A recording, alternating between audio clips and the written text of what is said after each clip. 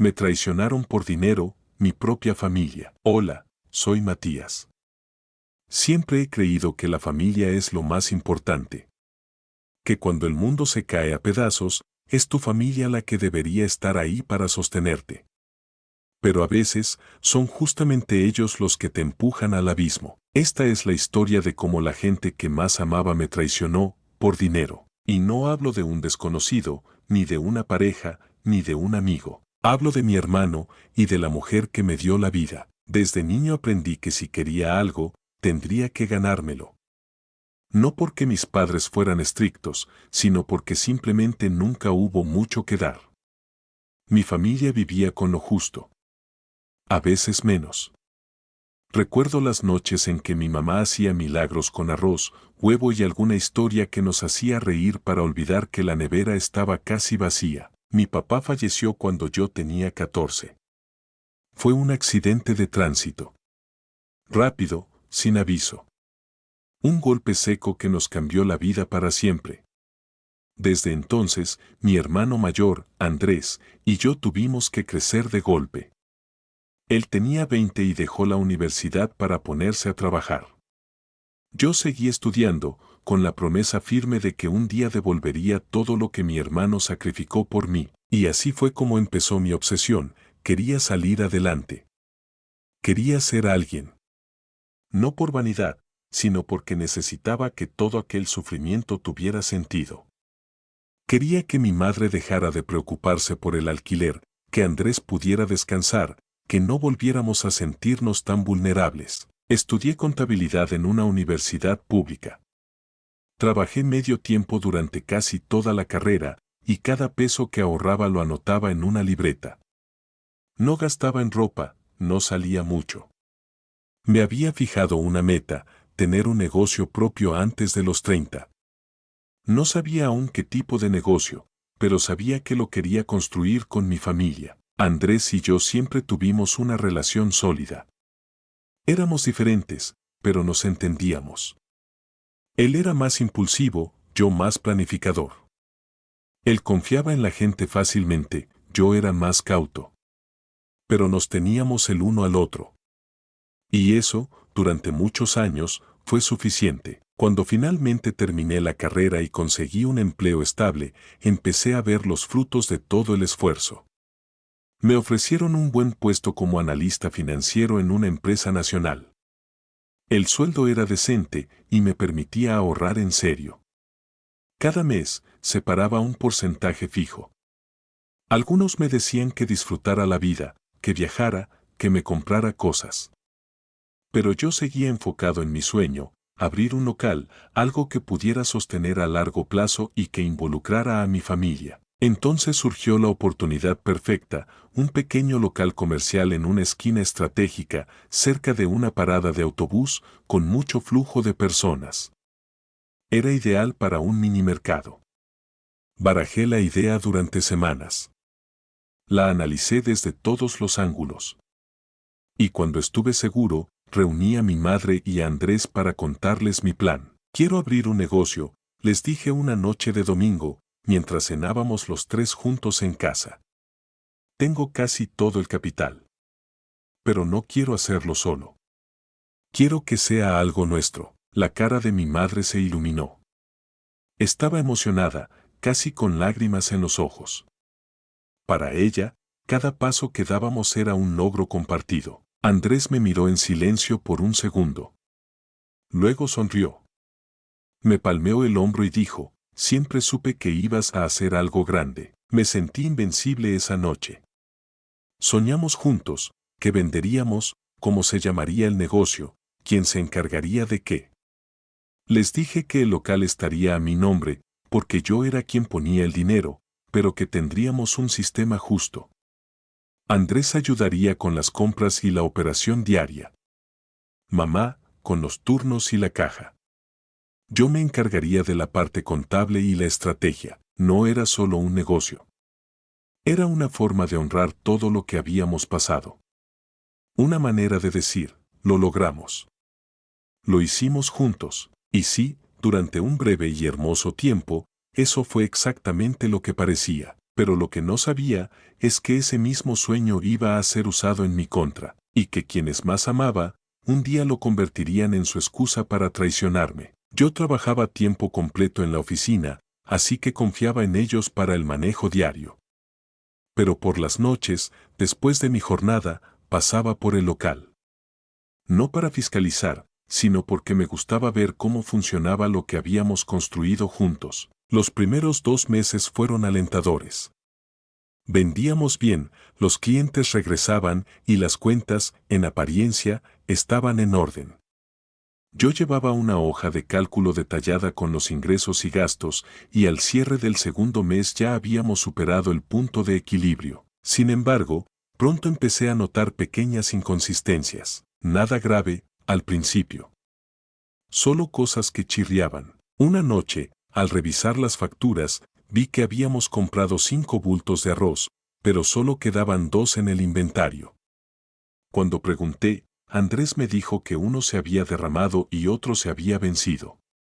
Lo dijo tranquilo, sin titubear, como si no fuera algo preocupante. Otra vez encontré que se habían hecho retiros en efectivo del fondo del negocio para gastos varios. Cuando pedí el detalle, solo obtuve evasivas. Andrés me aseguró que había sido para pagarle a un proveedor informal que no daba facturas.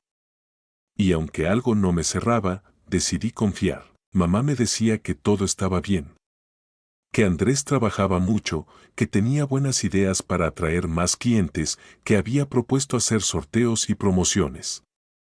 Yo quise creer que él estaba comprometido. Que solo eran errores menores, ajustes normales en un negocio nuevo. Pero las señales empezaron a acumularse. Un viernes por la noche llegué al local sin avisar. Al entrar, noté que faltaban varias cosas básicas: papel higiénico, leche, azúcar. Pregunté por qué no se habían reabastecido, y Andrés me dijo que no había tiempo esa semana. Pero al revisar la cuenta bancaria, vi que sí se habían hecho compras, solo que no había facturas asociadas. Una parte de mí quería ignorarlo. Pensé, tal vez estoy exagerando, tal vez estoy siendo paranoico. No quería desconfiar de mi hermano. No quería poner en duda a la persona que trabajó mientras yo estudiaba, que estuvo ahí desde el día en que murió papá. Pero entonces, algo más pasó. Recibí una llamada de un proveedor con el que trabajábamos desde el inicio. Me preguntó, algo incómodo, por qué no habíamos saldado la última factura. Le dije que eso era imposible, que el dinero estaba previsto y que se había pagado. Me pidió revisar. Y al hacerlo, encontré que, efectivamente, el dinero se había retirado, pero nunca se hizo la transferencia. Volví a hablar con Andrés. ¿Qué pasó con el pago al proveedor? Se encogió de hombros. Se me olvidó hacerlo.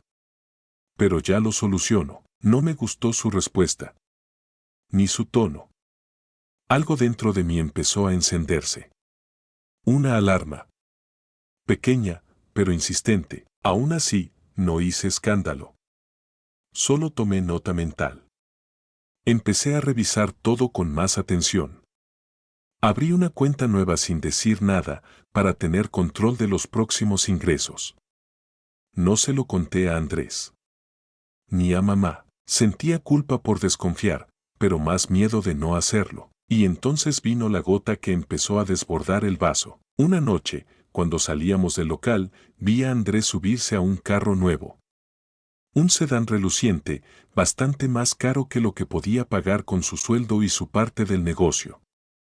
Le pregunté con disimulo, intentando no sonar acusador. ¿Y ese carro? ¿Te lo compraste? Un préstamo, me dijo. Nada grande. No tenía cómo saberlo entonces, pero el dinero había salido del negocio. No era solo un error. Ni un olvido. Ya no eran simples descuidos, eran vacíos. Vacíos que alguien estaba llenando, a costa de mi confianza. Y la persona que lo hacía no era un desconocido, era mi hermano. Durante semanas viví en un estado de negación lúcida. Sabía que algo no estaba bien, pero no me atrevía a ponerle nombre. Era más fácil pensar que eran errores administrativos, simples olvidos o desorganización. Después de todo, ¿quién quiere creer que su propio hermano está robándole? ¿Quién quiere pensar que su madre lo sabe y lo permite? Pero cuando el alma ya está cansada de cargar silencios, la verdad empieza a escurrirse por las grietas. Todo estalló un miércoles por la mañana. Estaba en la oficina, en plena reunión, cuando recibí una llamada del gerente de mi banco personal. No era una llamada de rutina, y lo supe apenas escuché su tono. Señor Matías, dijo con cautela, hemos detectado una serie de movimientos inusuales en su cuenta comercial. Creí que debía saberlo antes de que se genere un bloqueo. Le pedí que me explicara.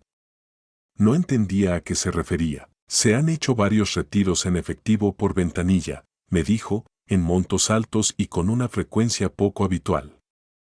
En total, $7,500 retirados en apenas 2 semanas. ¿Los ha autorizado usted? Sentí un escalofrío por la espalda. La boca se me secó.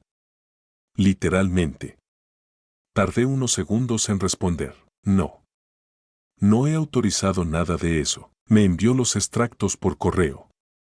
Al abrirlos, mi mundo se tambaleó. No solo eran retiros en efectivo.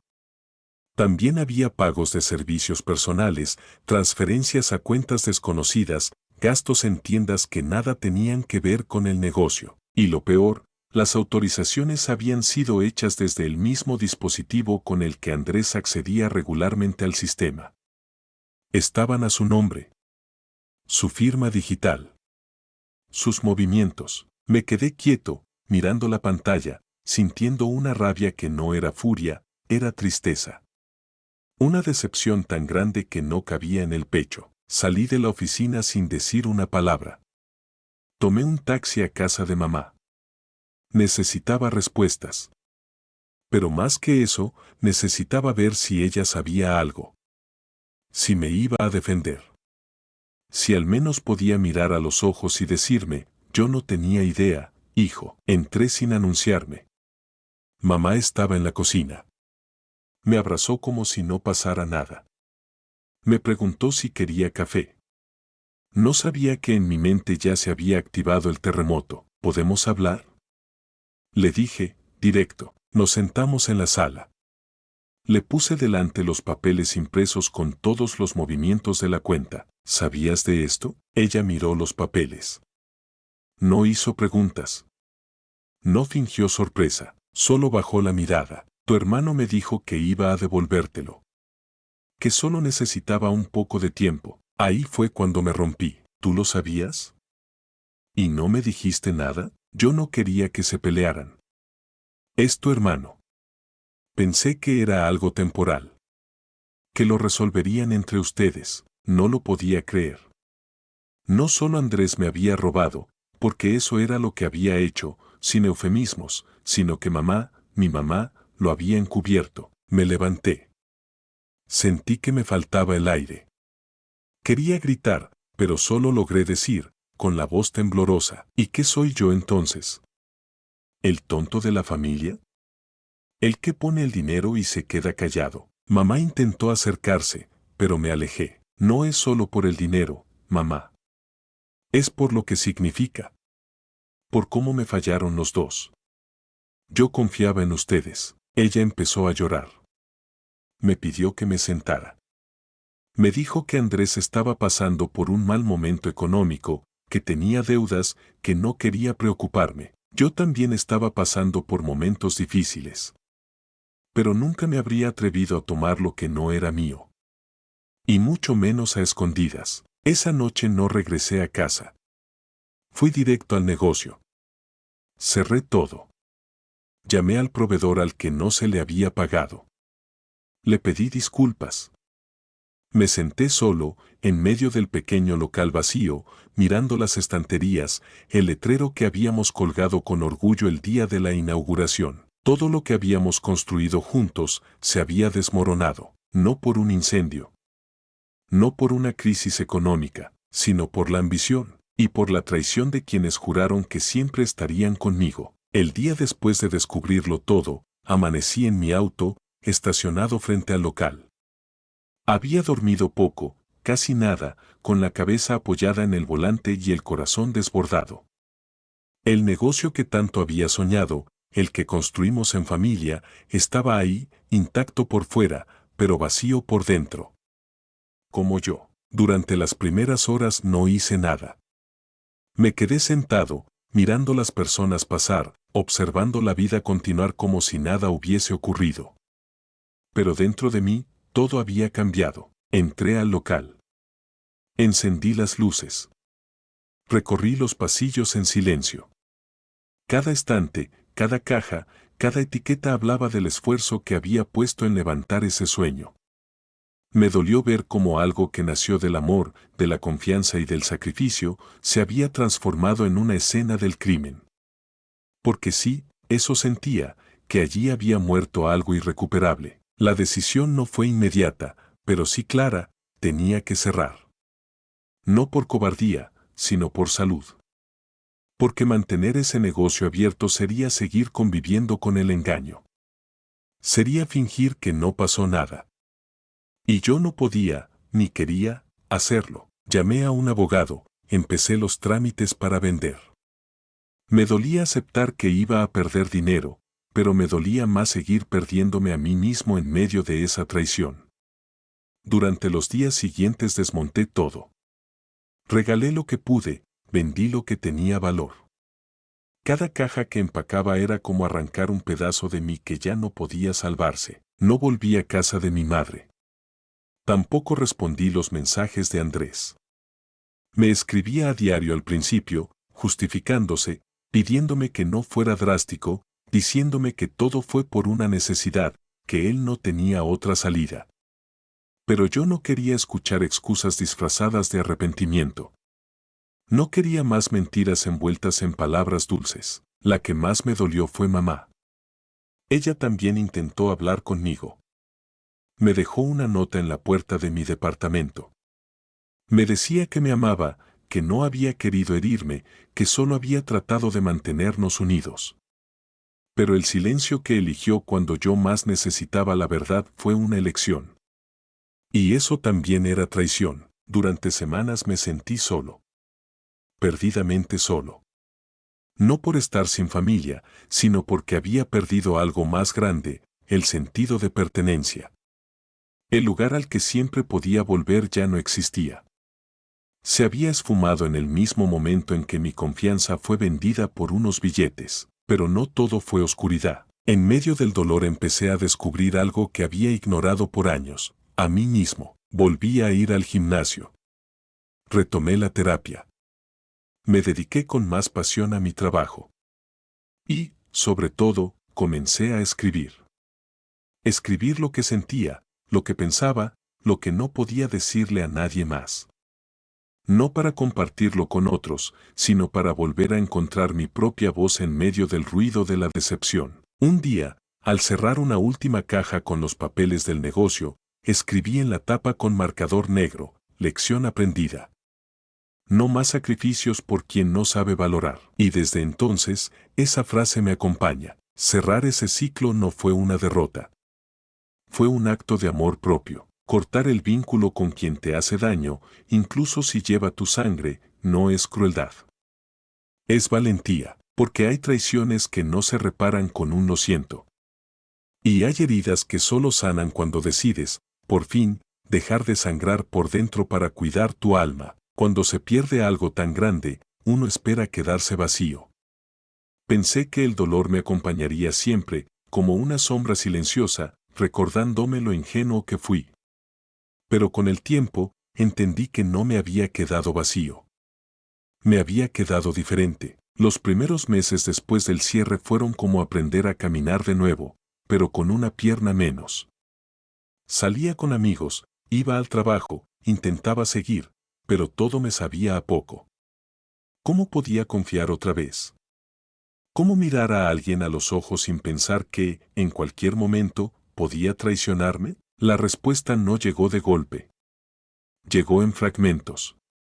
En los mensajes sinceros de mis verdaderos amigos, en las conversaciones con colegas que me decían te admiro por cómo lo estás enfrentando.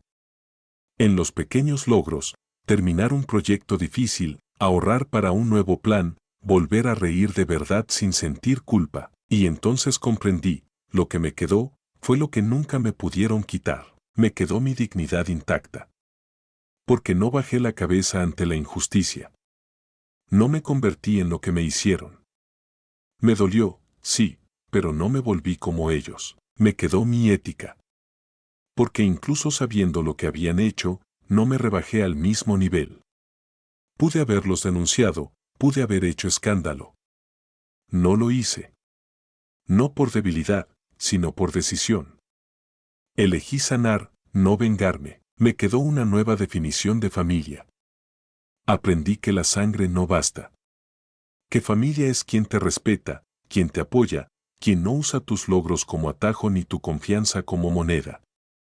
Hoy tengo una familia elegida, amigos que me han demostrado más lealtad que aquellos con quienes compartí un apellido. Me quedó una lección que no aprendí en la universidad ni en los libros de contabilidad: no todo valor se mide en dinero. Lo que perdí en cifras, lo gané en claridad. Lo que me quitaron con traición, lo recuperé en conciencia. Y aunque todavía hay días en los que me pregunto por qué pasó todo esto, también hay otros en los que me miro al espejo y me reconozco, entero, más fuerte, más real. Si estás escuchando esto y tú también has sido traicionado por alguien cercano, quiero decirte algo que nadie me dijo a mí en ese momento. No es tu culpa, no eres débil por haber confiado. Y sí, vas a estar bien. Lo que te queda después de una traición no es vacío, es espacio. Espacio para reconstruirte desde lo más honesto de ti. Espacio para crecer sin lastres. Espacio para encontrar a los que sí merecen estar en tu vida. A mí me quedó cicatriz. Pero también me quedó paz. Y eso, créeme, vale más que cualquier negocio. Gracias por llegar hasta aquí. Si esta historia te hizo pensar, si te tocó una herida que aún no sabías que tenías, no te vayas sin dejar tu like, suscribirte al canal y compartir esta historia con alguien que lo necesite. ¿Y tú? ¿Alguna vez descubriste una verdad incómoda en tu propia familia? Te leo en los comentarios. Nos vemos en el próximo video.